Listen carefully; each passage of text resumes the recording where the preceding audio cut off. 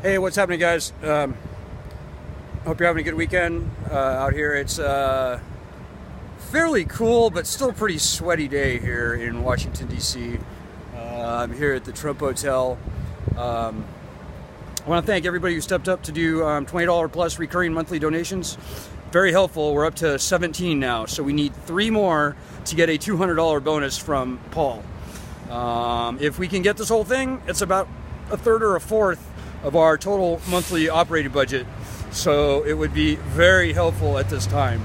I want to make just one other quick point here, guys, with regards to the Constitution. So we have the Constitution and we have the Bill of Rights. The Bill of Rights is essentially secondary to the Constitution. So the Bill of Rights includes things like the right to free speech, the right to peaceably assemble, the right to bear arms, and so forth.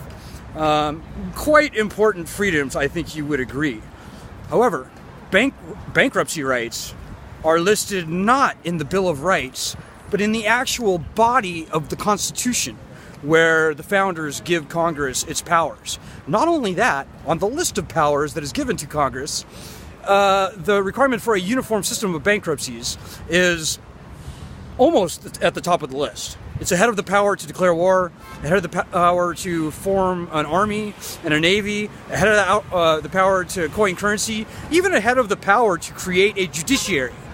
So, people, our argument is so strong, it baffles me that we don't have 1 million or more people on this group. It is absolutely unthinkable, indefensible, and intolerable that bankruptcy rights have been removed from the citizenry for any type of loan. And the fact that they took it from student loans is probably the worst, given the huge public benefit associated with student loans. So guys, the Founding Fathers are absolutely on our side.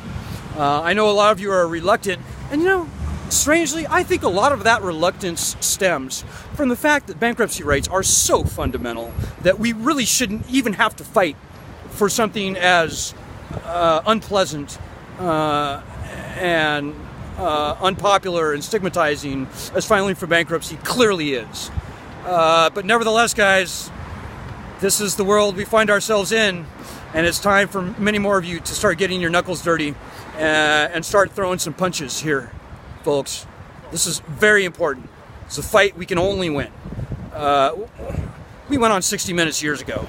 Sallie Mae refused to show up. We got invited to speak at a conference with Sallie Mae on the same panel. We accepted. Sallie Mae pulled out of the entire conference.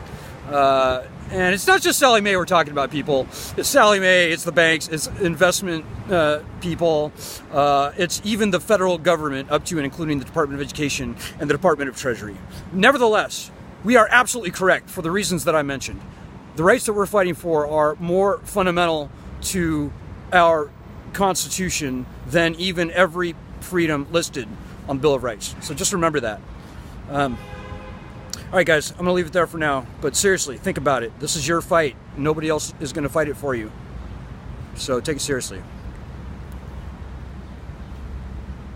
And keep fighting.